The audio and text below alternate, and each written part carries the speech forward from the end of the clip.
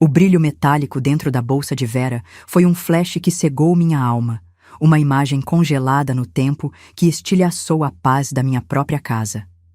Ela saía apressada do meu quarto, com aquele sorriso forçado que eu aprendera a decifrar como um mau presságio, dizendo que apenas usara o lavabo para retocar a maquiagem. Mas eu vi, sem sombra de dúvida.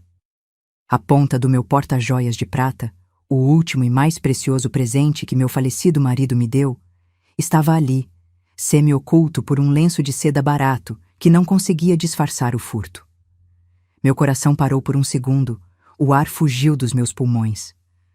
Aquele objeto não guardava apenas joias de valor material. Ele era o guardião das memórias de uma vida inteira, dos aniversários, das promessas, do amor que construímos juntos.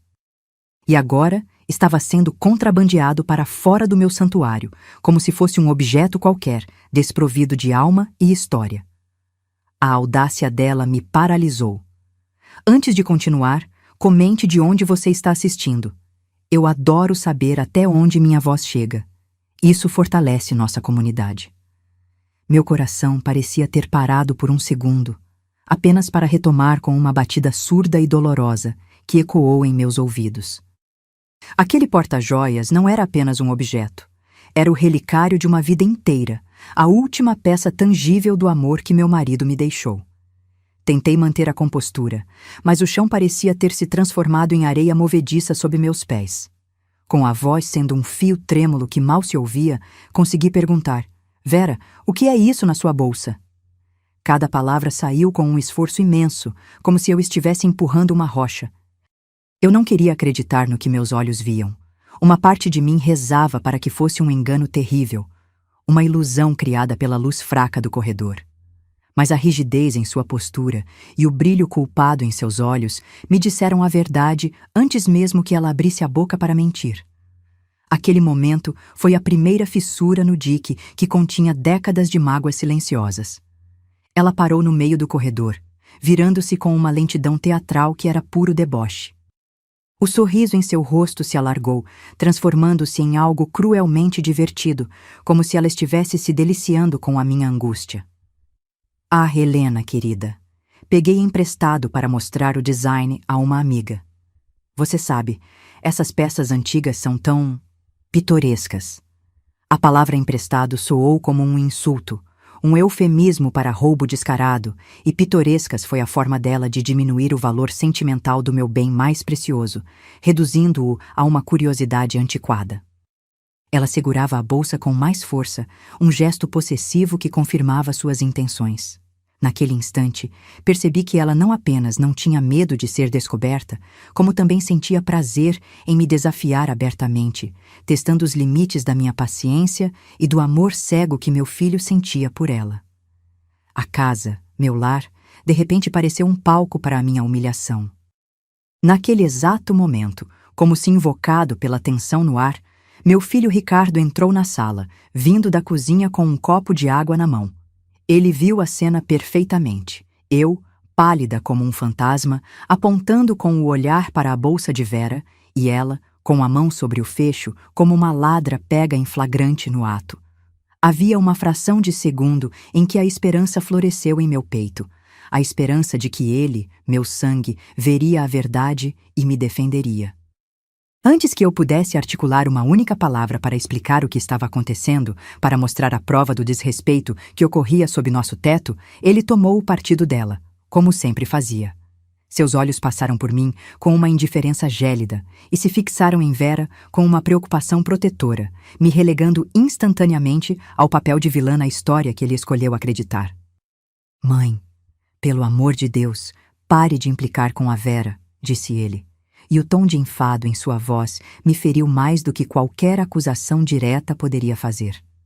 Não havia questionamento, não havia dúvida, apenas um cansaço profundo, como se minhas preocupações fossem um fardo insuportável para ele. Ela é nossa convidada. Você precisa parar com essa mania de perseguição, está ficando ridículo, ridículo. A palavra ecoou na minha mente, ricocheteando nas paredes do meu coração. Eu, que dediquei minha vida a ele, que sacrifiquei sonhos e desejos para garantir seu bem-estar, estava sendo chamada de ridícula por defender o que era meu, por proteger a memória do pai dele, dentro da minha própria casa. Foi como se ele tivesse apagado toda a nossa história com aquelas poucas palavras, me transformando em uma velha senil e problemática, uma caricatura que servia perfeitamente aos interesses de Vera. Onde foi que tudo mudou? A pergunta surgiu em meio à névoa de dor e confusão. Olhei para o rosto do meu filho, o mesmo rosto que eu beijei incontáveis noites, e não reconheci o menino que criei com tanto amor e dedicação. Vi apenas um estranho, um homem cujos olhos refletiam a frieza e a ganância da mulher que estava ao seu lado. A lealdade dele havia sido transferida, e eu me tornei um obstáculo, uma relíquia do passado que ele parecia ansioso para descartar. Por que eu permiti que isso acontecesse por tanto tempo? Questionei a mim mesma, lembrando de todas as vezes que ignorei os pequenos sinais, as indiretas maldosas de Vera, as escolhas egoístas de Ricardo, tudo em nome de uma paz familiar que, agora eu via, nunca existiu de verdade. Era apenas a minha submissão disfarçada de harmonia. Aquele estranho na minha frente era a consequência direta da minha própria passividade. Vera, percebendo sua vitória absoluta, aproveitou a deixa para se fazer de vítima, um papel que ela desempenhava com maestria. Deixe, Ricardo. Sua mãe está sensível hoje. Eu devolvo depois, Helena. Não precisa se preocupar, ela disse com uma voz melosa que contrastava com o brilho triunfante em seus olhos.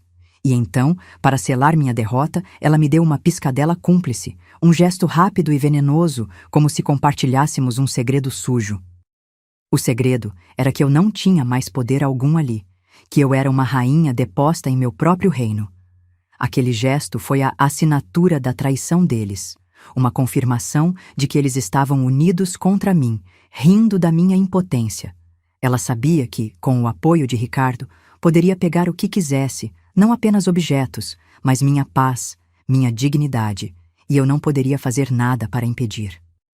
Fiquei paralisada no corredor enquanto os dois saíam, rindo de alguma piada interna que eu nunca entenderia. O som das risadas deles ecoou pela casa, cada eco uma facada no meu peito, um lembrete cruel da minha solidão. A porta da frente se fechou com um clique definitivo, mergulhando a casa em um silêncio opressor. De repente, as paredes que antes me acolhiam pareceram se fechar sobre mim. Eu me senti uma intrusa, uma velha inútil, cuja única função era servir de provedora para os caprichos de um filho ingrato e da mulher que o manipulava. Olhei ao redor, para os móveis, para os retratos na parede, tudo testemunha silenciosa da minha desvalorização. A casa estava cheia de objetos, mas vazia de respeito. Eu era apenas mais um item do inventário, um recurso a ser explorado até que não sobrasse mais nada de valor. Subi as escadas lentamente, cada degrau um esforço monumental. Entrei no meu quarto e a primeira coisa que fiz foi abrir o armário, olhando para o espaço vazio na prateleira onde o porta-joias de prata deveria estar. A ausência do objeto era um buraco no meu peito. Não era apenas sobre o roubo de um bem material, por mais valioso que fosse. Era sobre a quebra final e irrevogável da confiança, a aniquilação completa da minha autoridade como mãe e matriarca desta família. Era a constatação de que para meu próprio filho eu não era mais uma pessoa a ser amada e respeitada, mas um cofre a ser esvaziado. A dor que senti naquele momento foi diferente de todas as outras. Não era quente e explosiva como a raiva, mas fria e cortante como um pedaço de vidro, se alojando profundamente na minha alma. Aquela noite, deitada na cama, a dor começou a se transformar em uma clareza gelada e assustadora. A humilhação tinha sido a faísca que eu precisava para acender uma chama que eu nem sabia que ainda existia dentro de mim. Eles não me viam como mãe, como uma pessoa com sentimentos e história. Eles me viam como um recurso a ser explorado até a última gota, um caixa eletrônico sentimental. Mal sabiam eles que subestimar uma mulher que já perdeu quase tudo, menos a própria dignidade, é o erro mais perigoso que alguém pode cometer. Eles achavam que eu era fraca, esquecida, uma peça decorativa no canto da sala. Eles não podiam imaginar o que eu guardava em silêncio, o poder que eu ainda detinha. Naquele momento, no silêncio do meu quarto profanado, decidi que o jogo havia mudado. E eu não jogaria mais para sobreviver. Eu jogaria para vencer. A Helena frágil e sentimental, que chorava em silêncio no quarto vazio, morreu naquela noite de humilhação. Em seu lugar, nasceu uma estrategista, uma mulher movida não pela dor, mas por uma determinação fria como o aço polido do porta-joias roubado. A névoa de tristeza que obscurecia meus pensamentos se dissipou, revelando um caminho claro e implacável à minha frente. Eu não buscaria mais o amor ou o respeito que me foram negados. Eu exigiria a devolução da minha dignidade e a exposição da verdade, custasse o que custasse. Eles haviam confundido minha paciência com fraqueza, meu silêncio com submissão. Agora, eles conheceriam a força de uma matriarca que decidiu reivindicar o que é seu por direito. O tabuleiro de xadrez da nossa família havia sido virado, e pela primeira vez em muitos anos, eu estava pronta para fazer o meu movimento, um cheque-mate que eles jamais veriam chegar. O primeiro passo do meu plano exigia a performance da minha vida. No dia seguinte, quando Ricardo e Vera vieram para o almoço de domingo, como se nada tivesse acontecido, eu os recebi com um sorriso cansado e um pedido de desculpas ensaiado. Disse a eles que andava muito esquecida ultimamente, que a idade estava pesando e que minha reação na noite anterior havia sido um exagero de uma velha sensível. Vera aceitou minhas desculpas com um ar de superioridade mal disfarçado, seu sorriso triunfante confirmando que ela me via exatamente como eu queria, inofensiva e derrotada. Meu filho Ricardo pareceu imensamente aliviado, feliz por não ter que lidar com mais um dos meus dramas. Eles relaxaram, acreditando que a tempestade havia passado e que poderiam continuar suas vidas sem mais interrupções. Mal sabiam eles que eu estava apenas lhes dando a calmaria antes da mais violenta das tormentas. Enquanto eles celebravam minha aparente submissão com taças de vinho e risadas altas na sala de jantar, eu iniciei minha investigação silenciosa no escritório do meu falecido marido. O porta-joias era apenas a ponta do iceberg, um sintoma visível de uma doença muito mais profunda que corroía as fundações da nossa família. Comecei a vasculhar gavetas trancadas, abrindo pastas de couro empoeiradas que não via há anos. Revisei extratos bancários antigos, apólices de seguro, testamentos e documentos da empresa que ele deixou. Cada papel era uma memória, um fragmento da vida que construímos juntos. Mas agora eu os olhava com um novo propósito. Eu não estava em busca de nostalgia. Estava em busca de armas. Eu sabia, instintivamente, que a ganância deles não teria se limitado a um objeto de prata.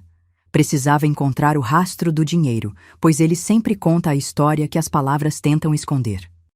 Foi em meio a uma pilha de documentos legais que encontrei minha arma principal, o segredo que eu mesma quase havia esquecido.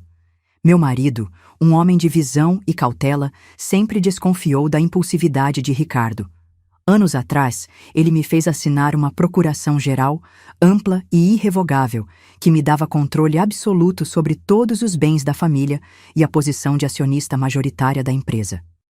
Ricardo era o administrador, o rosto público do negócio, mas o poder final, a decisão de compra e venda, o controle das contas, tudo isso ainda estava legalmente em minhas mãos. Em sua arrogância, meu filho havia se esquecido completamente desse detalhe, tratando a empresa como seu feudo particular. Ele me via como uma relíquia do passado, sem perceber que eu era, na verdade, a rainha que ainda detinha o poder de mover todas as peças do jogo. Percebi que para navegar no labirinto financeiro que se apresentava, eu precisaria de um guia experiente e, acima de tudo, leal. Liguei para Arthur, um velho amigo da família e um contador forense aposentado, cuja integridade era tão sólida quanto os números com os quais ele trabalhava.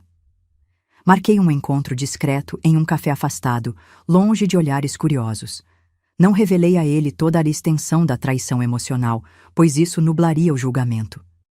Em vez disso, apresentei o caso como uma preocupação de negócios, falando sobre irregularidades que eu havia notado e a necessidade de uma auditoria discreta para proteger o legado do meu marido. Arthur, que conhecia Ricardo desde menino, franziu a testa, preocupado, mas sua lealdade a mim e à memória de seu amigo era inabalável. Ele concordou em ajudar, prometendo sigilo absoluto. A primeira peça do meu contra-ataque estava em posição. A primeira leva de relatórios de Arthur chegou em um envelope pardo, sem remetente, alguns dias depois. Abri-o com as mãos trêmulas, mas meu coração estava firme. A verdade que aquelas páginas revelaram era mais sórdida e dolorosa do que eu poderia ter imaginado. Não se tratava de pequenos furtos ou de despesas pessoais disfarçadas. Ricardo, claramente influenciado e talvez até instruído por Vera, vinha desviando sistematicamente fundos da empresa há pelo menos 3 anos. Havia uma série de transferências mensais, de valores consideráveis, para uma conta bancária que não pertencia a nenhum fornecedor ou funcionário. Com um frio na espinha, pedi a Arthur que investigasse a titularidade daquela conta. A resposta veio no dia seguinte, curta e devastadora. A conta estava no nome de Vera. Aquele não era um simples roubo. Era um plano de longo prazo para me esvaziar financeiramente. A descoberta alimentou minha resolução com uma fúria gelada. Cada centavo desviado era um insulto direto a cada sacrifício que fiz, a cada noite que passei acordada quando Ricardo era criança, a cada sonho que adiei para que ele pudesse realizar os dele. Pedi a Arthur que aprofundasse a análise, que não deixasse pedra sobre pedra. Queria acesso a tudo, faturas detalhadas dos cartões de crédito corporativos, relatórios de despesas de viagens, contratos assinados nos últimos 5 anos. Minhas noites se transformaram em vigílias estratégicas. A casa, que antes parecia um mausoléu de memórias dolorosas, tornou-se meu quartel-general. Espalhei os documentos pela grande mesa de jantar, conectando os pontos, traçando o fluxo do dinheiro, e a cada nova descoberta, a imagem da ganância deles se tornava mais nítida e mais monstruosa. Eu não sentia mais tristeza, apenas um foco absoluto em meu objetivo. Os extratos do cartão de crédito corporativo de Ricardo pintavam um quadro de opulência e deboche. Eram páginas e páginas de um estilo de vida que eu jamais imaginei que ele levasse. Tudo financiado pelo suor do trabalho do pai dele e pela minha confiança cega. Viagens de primeira classe para destinos exóticos para ele e Vera, jantares em restaurantes caríssimos quase todas as noites, compras em boutiques de luxo onde uma única bolsa custava mais do que minha aposentadoria mensal. Havia até mesmo pagamentos recorrentes para a reforma completa da casa de Vera, classificados cinicamente como despesas de manutenção de filial. Cada transação era uma facada, um lembrete cruel de como eles me viam. Não como uma mãe, mas como um caixa eletrônico inesgotável, uma fonte anônima para financiar seus caprichos mais egoístas. A dimensão da traição era avassaladora. Então, no meio de uma madrugada de pesquisa, Arthur me ligou com a voz carregada de urgência. Ele havia encontrado a prova definitiva, a peça que faltava no quebra-cabeça, o prego que selaria o caixão da farsa deles. Era uma cópia de um documento de alteração societária, datado de 6 meses atrás. O documento transferia uma parcela significativa das minhas ações na empresa, o suficiente para me tirar da posição majoritária, para uma empresa de fachada registrada em um paraíso fiscal. E no final da página estava a minha assinatura. Ou melhor, uma falsificação grosseira dela, uma imitação desrespeitosa da minha caligrafia. Aquele papel era a prova irrefutável de que eles não queriam apenas me roubar. Eles queriam me apagar, tomar o controle total do legado do meu marido e me deixar sem absolutamente nada. Foi o ponto de virada final. Com aquela prova documental em mãos, a raiva deu lugar a uma clareza cristalina. Uma simples confrontação legal, um processo judicial arrastado em tribunais frios, não seria suficiente. A humilhação que sofri foi pessoal, íntima, e a retribuição precisava ter a mesma moeda. Eles não haviam atacado apenas meu patrimônio. Eles haviam atacado minha honra, minha posição na família, minha reputação. Portanto, a justiça não seria servida em um tribunal, mas em um palco. Eu precisava de uma audiência, de testemunhas.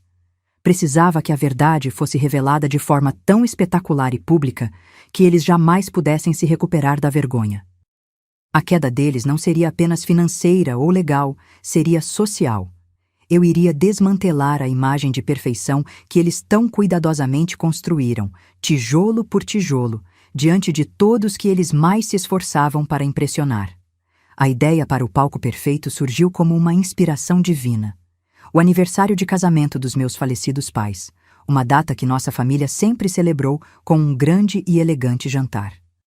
Era uma tradição sagrada, um evento que reunia tios, primos e amigos mais próximos, a elite do nosso círculo social. Era o cenário ideal, o lugar onde Ricardo e Vera sempre brilhavam, desempenhando seus papéis de filho devotado e nora perfeita com uma maestria teatral. Eu mesma organizaria tudo, no restaurante mais sofisticado da cidade, garantindo que todos os olhares estivessem voltados para eles. Eles chegariam esperando aplausos e admiração, ansiosos para exibir suas últimas aquisições. Mal sabiam eles que eu estava, na verdade, organizando o funeral de suas reputações. E eu faria questão de que fosse um espetáculo inesquecível. Nos dias que se seguiram, dediquei-me a construir minha arma. Criei um dossiê meticuloso, encadernado em couro preto, como um roteiro para a noite da revelação. Cada página era uma prova irrefutável da traição deles. Cópias ampliadas das transferências bancárias para a conta de Vera, faturas de cartão de crédito com as despesas pessoais mais absurdas circuladas em vermelho, o contrato com a minha assinatura falsificada e, como peça central, um organograma simples que mostrava o fluxo do dinheiro da empresa da família diretamente para o luxo e os bens deles. Preparei cópias para cada membro da família que estaria presente. Eu não faria acusações vagas, eu apresentaria fatos, números e documentos. Eu não daria a eles espaço para negação, para mentiras ou para se fazerem de vítimas. A verdade seria apresentada de forma fria, factual e absolutamente devastadora.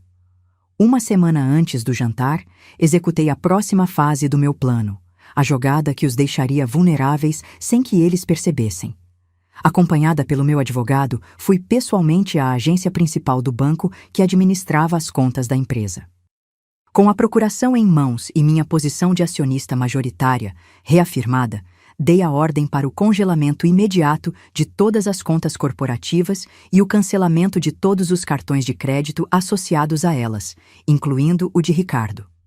O fluxo de dinheiro que sustentava o mundo de aparências deles foi cortado na fonte, de forma silenciosa e cirúrgica. Eles só descobririam quando a primeira compra fosse negada, mas eu calculei que isso só aconteceria depois da grande noite. Eles caminhariam para a armadilha sentindo-se ricos e poderosos, completamente alheios ao fato de que já não possuíam mais nada. Nos últimos dias antes do evento, mantive minha performance de matriarca frágil e um pouco senil. Conversei com Ricardo ao telefone sobre os arranjos de flores para as mesas, ouvindo-o com paciência fingida. Atendi a uma ligação de Vera, que se gabava do vestido caríssimo que havia comprado para a ocasião, um modelo exclusivo que, segundo ela, faria todos os queixos caírem. Eu apenas sorri do outro lado da linha, pensando em como o dinheiro roubado de mim havia financiado aquela peça de vestuário. Eles estavam tão imersos em sua própria arrogância, tão certos da minha impotência, que não perceberam a teia que se fechava ao redor deles. Cada palavra de ostentação, cada gesto de superioridade, apenas fortalecia minha determinação. Eles estavam me dando todas as ferramentas para garantir que a queda fosse o mais dolorosa possível. Na véspera do jantar, sentei-me sozinha no meu escritório, o dossiê de couro preto sobre a mesa à minha frente. Folheei-o uma última vez, não para checar os fatos, mas para me lembrar do porquê estava fazendo aquilo. Cada página era um eco da humilhação, da ingratidão, do desrespeito. Mas a dor que antes me consumia havia se transformado em uma força calma e inabalável. O palco estava montado, a plateia estava convidada, e o roteiro, escrito com a tinta da traição deles, estava memorizado. Eles achavam que haviam roubado o meu futuro, mas, na verdade, eles apenas conseguiram despertar uma força do meu passado que nem eu sabia que ainda possuía. Eles não podiam imaginar o que eu guardava em silêncio, o poder que estava prestes a ser desencadeado. A justiça estava a poucas horas de ser servida. O restaurante estava impecável, um santuário de luxo e discrição que eu havia escolhido a dedo para ser o palco da ruína deles. As mesas estavam adornadas com arranjos de lírios brancos, e a iluminação suave criava uma atmosfera de celebração íntima, uma mentira cuidadosamente orquestrada por mim. Ricardo e Vera chegaram atrasados, como era de seu feitio, fazendo uma entrada calculada para que todos os olhares se voltassem para eles, absorvendo a admiração que tanto cobiçavam. Ele, com seu terno caro e sorriso presunçoso; ela, envolta em seda e arrogância, movendo-se como se o mundo lhe pertencesse. Eles caminharam em minha direção, completamente alheios ao fato de que não estavam entrando em uma festa de família, mas em seu próprio julgamento público, e eu seria a juíza, o júri e a executora da sentença. Cada passo que davam em minha direção era um passo em direção ao abismo que eu havia cavado para eles. Vera usava um colar de diamantes deslumbrante, uma cascata de luz fria em seu pescoço que eu reconheci imediatamente, pois cada pedra havia sido escolhida por meu falecido marido para mim. Era uma das peças mais valiosas do meu porta-joias roubado. O descaramento dela era tão monumental que por um instante me tirou o fôlego, mas recuperei a compostura com a frieza de um iceberg. Ela sorriu para mim, radiante, tocando as joias com a ponta dos dedos. Gostou, Helena? Um presente maravilhoso do Ricardo. Ele sabe como me agradar. A provocação era clara, um teste final à minha suposta fraqueza. Ela queria me ver encolher, me ver engolir mais aquela humilhação, sem imaginar que aquela ostentação seria a corda com a qual ela mesma se enforcaria. A audácia dela era a confirmação final de que eu estava fazendo a coisa certa, a única coisa possível. Eu sorri de volta, um sorriso polido e vazio que não alcançou meus olhos, uma máscara de serenidade que escondia a tempestade que se formava dentro de mim. É verdadeiramente espetacular, Vera. Combina perfeitamente com a ocasião. Mantive a calma, servindo-me de uma taça de água, sentindo o gelo tilintar contra o cristal. A vingança, como dizem, é um prato que se come frio, e o meu estava sendo resfriado há semanas, atingindo a temperatura perfeita para ser servido. Sentei-me e observei-os se acomodarem, recebendo os cumprimentos dos outros parentes, banhando-se na luz da mentira que haviam construído. Dentro da minha bolsa, o dossiê de couro preto parecia pesar 1 tonelada, cada página um testemunho silencioso da traição deles, aguardando o momento certo para vir à luz e queimar o mundo de aparências que eles tanto amavam. Eu era a personificação da paciência. O jantar transcorreu com uma falsa e sufocante cordialidade, um teatro de afeto familiar que me causava náuseas. Houve risadas forçadas, brindes a memórias que eles haviam profanado e histórias de família contadas com uma hipocrisia monumental. Eu participei minimamente, respondendo com monossílabos, observando tudo como uma espectadora em uma peça cujo final trágico apenas eu conhecia. Cada sorriso de Ricardo, cada gesto afetado de Vera era como combustível para a minha resolução. Eles estavam tão seguros em seu pedestal, tão convencidos de minha insignificância, que não notaram o chão se abrindo sob seus pés. Cada minuto que passava aumentava a tensão dentro de mim. Não de nervosismo, mas de uma antecipação afiada e cortante. A cortina estava prestes a subir para o ato final, e o roteiro já estava escrito. Após a sobremesa ser servida, no auge da sua autossatisfação, levantei-me lentamente, segurando minha taça de água. Gostaria de propor um brinde, anunciei, minha voz clara e firme, cortando a conversa fiada como uma lâmina. Instantaneamente, um silêncio curioso se instalou na grande mesa.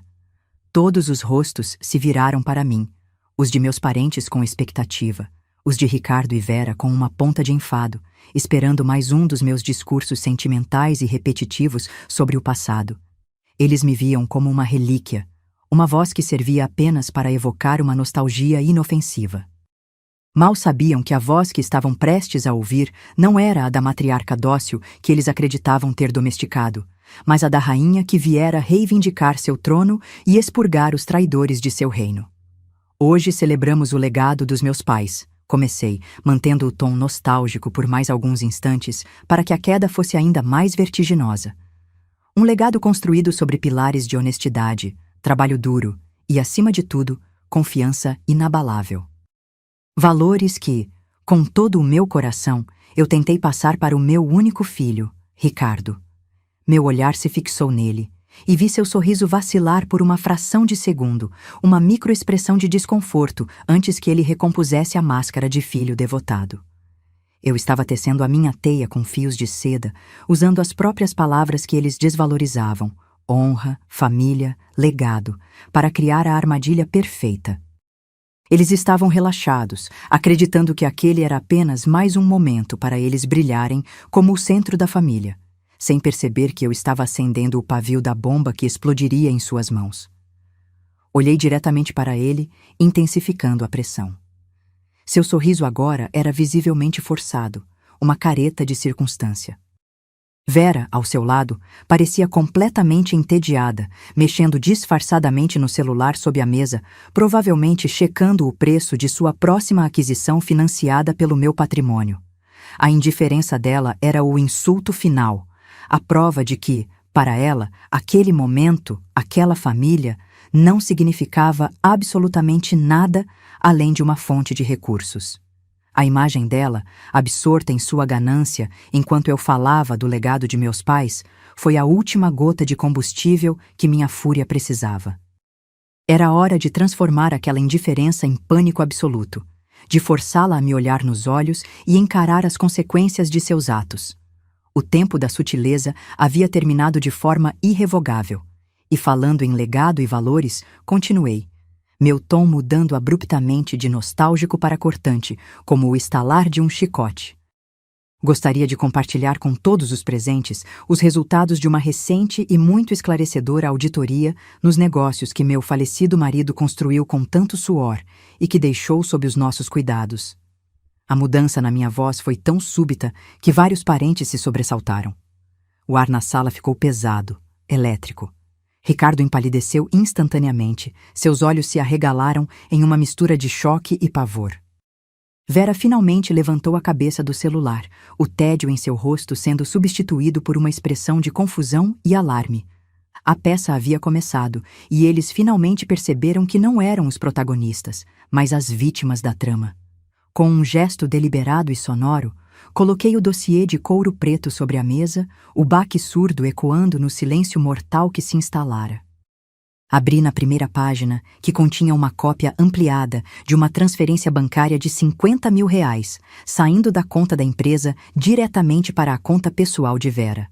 Vera, querida, você poderia, por favor, explicar para a família este generoso presente que Ricardo te deu com o dinheiro da empresa no último mês de março? Minha pergunta pairou no ar, precisa e venenosa como a picada de uma serpente. Apontei para o documento para que todos pudessem ver. A prova era irrefutável, a primeira de muitas. Eu não estava fazendo uma acusação, estava apresentando um fato, despido de emoção, o que o tornava ainda mais devastador. O silêncio na mesa era agora absoluto, tão denso que podia ser cortado com uma faca.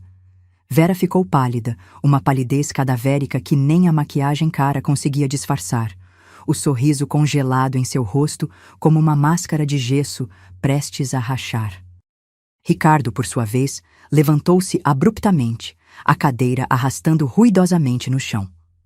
Mãe, o que você pensa que está fazendo? Você enlouqueceu de vez? Isso são assuntos privados da empresa. Sua voz era alta, uma tentativa desesperada de me intimidar, de retomar o controle da narrativa, mas o tremor em suas mãos denunciava o pânico que o consumia. Ele tentou usar a palavra privado como um escudo, mas todos na sala sabiam que a linha entre o privado e o criminoso havia sido cruzada há muito tempo, e eu estava ali para expor exatamente isso. Privado? Questionei, minha voz calma contrastando com o desespero dele, enquanto virava a página para mostrar as faturas de viagens de luxo para resorts exclusivos, pagas com o cartão corporativo. Privado é roubar a própria mãe que dedicou a vida a você? Privado é falsificar a minha assinatura em documentos para desviar lucros, Ricardo? Olhei para ele, meus olhos fixos nos seus, sem piscar. Ou talvez privado seja usar o patrimônio que seu pai construiu para sustentar os caprichos e a ganância da mulher sentada ao seu lado? Cada pergunta era uma punhalada, desferida com precisão cirúrgica, não para ferir, mas para expor a verdade purulenta que eles esconderam por tanto tempo. Eu não estava mais falando com meu filho, estava interrogando um criminoso diante de um júri formado por nossa própria família. Virei página por página, metodicamente, expondo cada desvio de dinheiro, cada mentira contábil, cada compra extravagante. A voz que saía de mim era de uma estranha, fria, factual, implacável. Mostrei os orçamentos da reforma da casa de Vera, cinicamente classificados como manutenção de filial. Mostrei os extratos com jantares de milhares de reais, enquanto eu era levada a acreditar que a empresa passava por dificuldades. Os murmúrios chocados dos meus parentes eram a trilha sonora da ruína deles, uma onda crescente de desaprovação e nojo que os envolvia. A cada documento que eu apresentava, a imagem de casal perfeito e filho devotado que eles cultivaram por anos se desfazia em pó diante dos olhos de todos. Era uma demolição pública, e eu era a engenheira responsável. Em um último e patético espasmo de defesa, Ricardo tentou a cartada final, a única que lhe restava. Ela está senil. Ela não sabe o que está dizendo. Está inventando tudo isso para se vingar porque não gosta da Vera. Ele gesticulava descontroladamente, o rosto vermelho de fúria e humilhação, apelando para a imagem de velha caduca que ele mesmo ajudou a construir sobre mim. Ele me olhou, esperando que alguém comprasse sua mentira, que alguém duvidasse das provas documentais em favor de sua palavra desesperada. Mas era tarde demais. O respeito que ele um dia comandou naquela sala havia evaporado, substituído por um desprezo palpável. Ele não era mais o herdeiro bem-sucedido. Era apenas um ladrão pego em flagrante, tentando desacreditar a testemunha principal. "Estou?" perguntei, com uma calma mortal que selou seu destino. Minha voz soou mais alta no silêncio que se seguiu. "Então, por que você não tenta usar o seu ilimitado cartão de crédito corporativo amanhã de manhã para comprar o perdão da sua família? Ou, quem sabe, tente acessar as contas da empresa que por acaso foram congeladas por ordem da acionista majoritária. Eu. E a propósito, Ricardo, o colar que Vera está usando... Eu fiz questão de denunciar o roubo dele à polícia esta tarde, fornecendo o número de série e o certificado de autenticidade que meu marido guardou. O checkmate. A combinação da ruína financeira com a ameaça legal foi o golpe de misericórdia. Eu não apenas os expus. Eu já os havia despojado de todo o poder que eles pensavam ter. O clímax da humilhação foi total e absoluto. Vera levou a mão ao pescoço instintivamente, como se o colar de diamantes a estivesse sufocando, a beleza da joia transformada em um símbolo de sua própria criminalidade e vergonha. Seus olhos se encheram de lágrimas, não de arrependimento, mas de puro terror. Ricardo desabou na cadeira, completamente derrotado, o rosto escondido entre as mãos, incapaz de encarar os olhares de condenação de toda a família. Os murmúrios se transformaram em sentenças silenciosas. O desprezo em cada rosto era irrevogável. Eles não eram mais parte daquela família. Eram párias, isolados em uma ilha de sua própria ganância, enquanto eu, a matriarca que eles tentaram apagar, observava a justiça, que eu mesma orquestrei, ser finalmente cumprida em sua forma mais devastadora. O jantar terminou não com um estrondo, mas com o silêncio ensurdecedor da vergonha. Ninguém ousou tocar na sobremesa, que derretia lentamente em pratos de porcelana cara, testemunha de uma celebração que se transformara em um tribunal. Um a um, meus parentes se levantaram, evitando olhar na direção da mesa onde Ricardo e Vera permaneciam petrificados. Alguns vieram até mim, oferecendo um abraço silencioso, um aperto de mão firme, um olhar que transmitia um respeito que eu não via há anos. Eles não precisavam dizer nada. A solidariedade deles era uma sentença final contra os dois traidores, que foram deixados para trás, completamente sozinhos, isolados em uma ilha de sua própria ganância e desonra. Eram náufragos em um oceano de desprezo, e eu não senti um pingo de pena. Eu havia apenas lhes dado a verdade que eles se recusaram a ver por tanto tempo. Não esperei para testemunhar o desfecho patético daquela noite. Com a dignidade que eles tentaram me roubar, paguei a conta com meu próprio dinheiro. Peguei minha bolsa, que agora parecia mais leve, e saí do restaurante de cabeça erguida, sem olhar para trás. O ar frio da noite envolveu meu rosto e pareceu o sopro mais purificador que eu já senti. Não havia euforia em meu peito, nem a alegria febril da vitória. Havia algo muito mais profundo e duradouro. Uma paz imensa, a sensação de um peso excruciante sendo finalmente retirado dos meus ombros. Uma carga que eu carregava há anos, sem perceber o quanto me curvava. Naquele momento, sob as luzes da cidade, eu não era mais uma vítima. Eu era a arquiteta da minha própria libertação, e cada passo que eu dava para longe daquele lugar era um passo em direção à vida que eu merecia ter. Nos dias que se seguiram, meu telefone se tornou um campo de batalha. As mensagens de Ricardo chegavam em ondas, alternando entre súplicas desesperadas por perdão, promessas vazias de mudança e acusações furiosas de que eu havia destruído sua vida.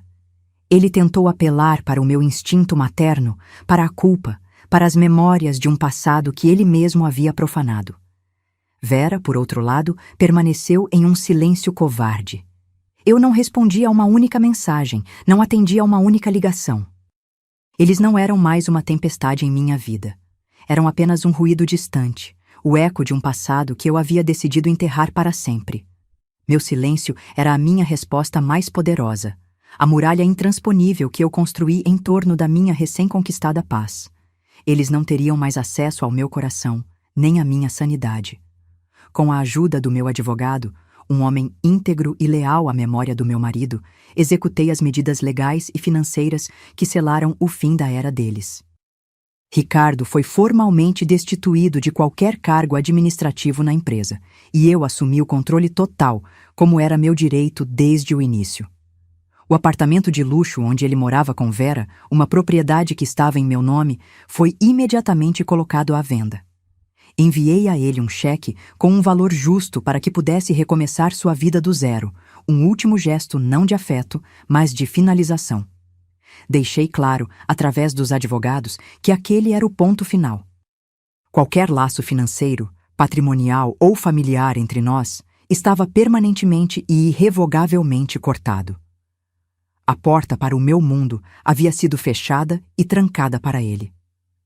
A queda social de Vera foi tão espetacular quanto sua ascensão havia sido calculada. Sua reputação, cuidadosamente construída sobre uma base de aparências, mentiras e do meu dinheiro, desmoronou como um castelo de cartas em uma ventania. As mesmas pessoas que a adulavam em festas agora atravessavam a rua para não cruzar com ela. Ela se tornou um fantasma em nosso círculo social, uma história de advertência sobre a ganância e a arrogância. Alguns dias após o jantar, uma pequena caixa sem remetente apareceu na minha portaria. Dentro dela, envolto em veludo, estava o colar de diamantes. Não havia um bilhete, nenhum pedido de desculpas. Apenas a devolução covarde do produto do roubo, um último ato que confirmava que ela não sentia remorso pelo que fez, apenas medo das consequências que eu impus. Quando coloquei o porta-joias de prata de volta em seu lugar de honra na minha penteadeira, senti uma onda de emoção que me surpreendeu. Não era apenas a recuperação de um objeto de valor sentimental, mas a restauração de algo muito mais profundo. Era a recuperação de mim mesma. A mulher que havia se tornado invisível e sem voz em sua própria casa, a matriarca que era tratada como um fardo senil, estava de volta, mas diferente. Ela não era mais a mesma Helena de antes, complacente e silenciosa. A nova Helena era mais forte, mais sábia e, acima de tudo, inabalavelmente consciente do seu próprio valor. Eu não precisava mais do respeito deles para saber quem eu era. Eu havia redescoberto minha própria força, e essa era a joia mais preciosa que eu poderia possuir. A casa grande, com seus corredores cheios de memórias agridoces e fantasmas do passado, tornou-se grande demais para a minha nova vida. Vendia sem hesitação e me mudei para um apartamento elegante e moderno, com uma varanda ampla e uma vista deslumbrante para o mar. Troquei o peso do passado pela leveza da brisa do oceano. Comecei a fazer as coisas que sempre adiei. Viajei para Vera Itália para ver as obras de arte que só conhecia por livros. Retomei minhas aulas de piano e me juntei a um clube de leitura, reencontrando velhos amigos e fazendo novas amizades. Minha vida se encheu de risadas, de conversas interessantes e de projetos que me traziam alegria genuína, não um senso de obrigação. Eu estava pela primeira vez em décadas vivendo para mim. A vingança, percebi com o tempo, não me trouxe felicidade no sentido tradicional da palavra. A felicidade é um sentimento passageiro, uma emoção. O que a minha jornada me devolveu foi algo muito mais sólido e fundamental. A liberdade. A liberdade de viver de acordo com os meus próprios termos, sem a sombra constante da desvalorização, da manipulação e da ingratidão. A liberdade de não ter que me justificar, de não ter que implorar por respeito em minha própria casa. A liberdade de ser a única e soberana dona das minhas escolhas, do meu tempo e do meu futuro. Essa liberdade era o verdadeiro prêmio. A paz conquistada após uma guerra que eu nunca quis lutar, mas que fui forçada a vencer para sobreviver e, finalmente, prosperar. Meses depois, como eu previa, meu filho tentou se reaproximar. Ele apareceu na minha porta, sozinho, com uma aparência abatida, dizendo que havia se separado de Vera e que finalmente entendia o erro que cometera. Eu o ouvi com uma calma distante, como quem ouve a história de um estranho. Havia tristeza em seus olhos, talvez até um arrependimento sincero, mas o perdão não veio ao meu coração. Algumas feridas são tão profundas que não cicatrizam completamente. Elas se tornam parte de quem somos, um mapa de lições dolorosas. Elas nos ensinam, acima de tudo, a não nos permitirmos ser machucados da mesma maneira novamente. Eu o tratei com a educação de uma conhecida, mas o amor incondicional de mãe havia sido substituído por uma barreira de autopreservação. Hoje, minha vida é inteiramente minha, um testamento da resiliência que eu não sabia que possuía. A justiça que busquei não foi apenas sobre expor a verdade ou recuperar o que me foi roubado. Foi, em sua essência, sobre reivindicar meu direito fundamental de ser respeitada, de ser vista como um ser humano completo, de ser a única autora e protagonista da minha própria história. Eles tentaram me reduzir a um rodapé na vida deles, uma nota de rodapé financeira e emocional, mas eu reescrevi o livro inteiro. E essa, para qualquer mulher que já se sentiu subestimada, desvalorizada ou apagada, é a maior e mais doce vitória de todas. Uma vitória que ecoa não com o som da vingança, mas com a melodia serena da paz interior. Se essa virada te trouxe alívio, escreva justiça nos comentários e compartilhe essa história com quem precisa lembrar do próprio poder.